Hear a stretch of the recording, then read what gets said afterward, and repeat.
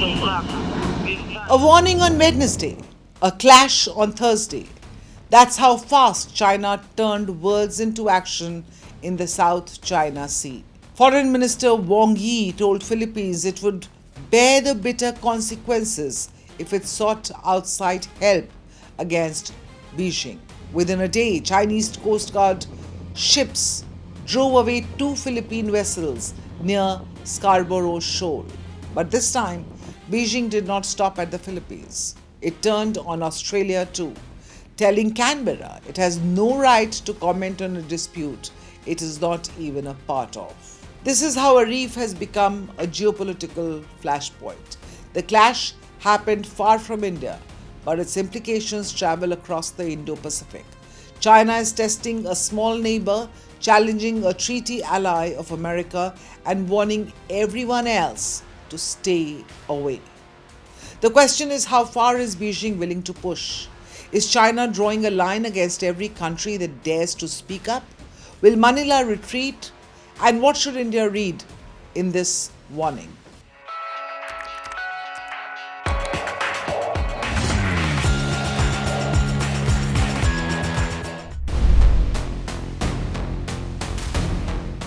Let's get the timeline straight because it tells its own story. On Wednesday, Wang Yi met Philippine Foreign Secretary Teresa Lazaro on the sidelines of the ASEAN meeting in Manila. According to the South China Morning Post, Wang launched a strong protest over what he called an aggressive act of ramming a Chinese law enforcement vessel and warned Manila it would face bitter consequences if it provoked Beijing with help from other countries. The very next day, Chinese Coast Guard vessels intercepted two Philippine government ships near Scarborough Shoal. Beijing's Coast Guard spokesperson said the ships ignored repeated Chinese warnings and deliberately entered waters under China's jurisdiction. They were expelled using what China called necessary legal measures. This was the third straight day China had protested the same string of incidents, all tracing back to a confrontation at 2nd Thomas Shoal.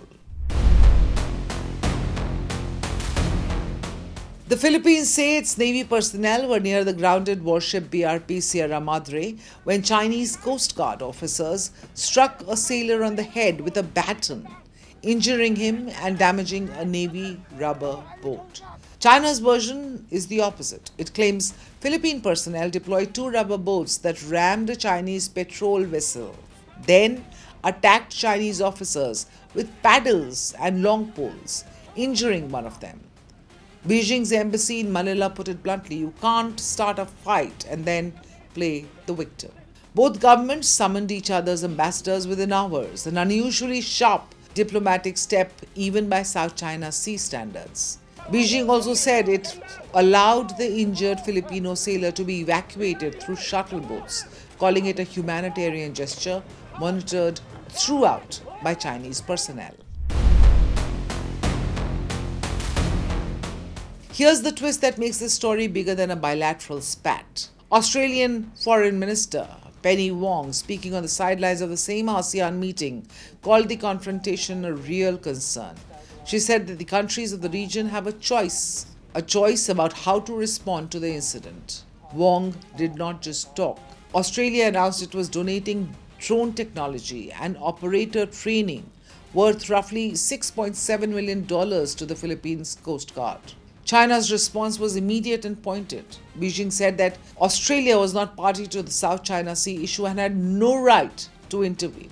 Beijing went a step ahead, calling relevant countries to stop hyping up tensions and fueling confrontation.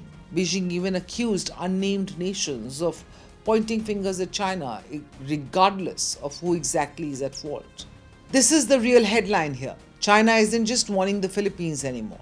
It's telling every outside power, Australia, the US, Quad, and anyone offering support to stay out entirely and treating their concerns itself as a provocation. The question is why this sudden outburst from Beijing? Because this played out one day before the ASEAN foreign ministers meeting opened in Manila, with Philippines holding the ASEAN chair and diplomats from India, China, US, Japan, Russia, the UK, and EU all in that room together. The US State Department called China's actions dangerous and aggressive and said it stands with its ally, the Philippines. Secretary of State Marco Rubio, without naming China directly, wrote in Philippine newspapers that freedom of navigation is by no means guaranteed.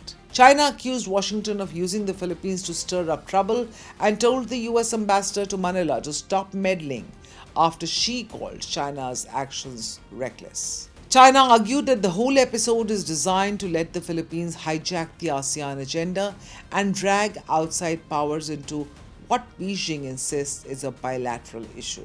But the moment Australia joined in and the US backed Manila publicly, that argument got a lot harder for China to sustain. This is no longer two countries bickering over a shoal. It's becoming a test of whether Beijing can intimidate an entire coalition into silence. India cannot treat this as a distant quarrel between China and the Philippines. Delhi has steadily deepened maritime and defense ties with Manila. India supplied the Philippines with the BrahMos supersonic cruise missile system. The Philippine ambassador recently described BrahMos as a credible deterrent in the South China Sea. India and the Philippines also conducted their first joint naval sail in these contested waters in August last year. Their relationship was subsequently elevated to a strategic partnership built around defense, maritime cooperation, and a rules-based Indo-Pacific. The Philippines is actually now one of India's most important defense partners in Southeast Asia. Manila faces Chinese maritime pressure, India faces Chinese military pressure along the LAC, and a growing Chinese naval presence in the Indian Ocean. Now, China applies pressure below the threshold of war. It creates new facts. It then demands that others accept them as the new normal. So the real questions are these. Can China actually stop US allies like Australia from speaking up? Or does the warning just confirm how nervous Beijing is about a united front forming against it? Will the threat of bitter consequences push Manila closer to Washington and Canberra instead of scaring it into silence? And India should read these messages very carefully. Delhi supports a free, open, and rules-based Indo-Pacific. It is a member of the Quad alongside Australia, China, and the United States. The group's stated aim is to support an open, prosperous, and resilient regional order. The South China Sea crisis is therefore not only about Philippines' sovereignty, it is about whether international law can restrain power. It is about whether smaller nations can operate inside their own maritime zones without intimidation. And it is, more importantly, about whether China can gradually convert its disputed waters into controlled territory while the rest of Asia watches. This is Times Access, where global stories meet India's perspective. Click on the bell icon to subscribe because the next big global shift will have India at its center.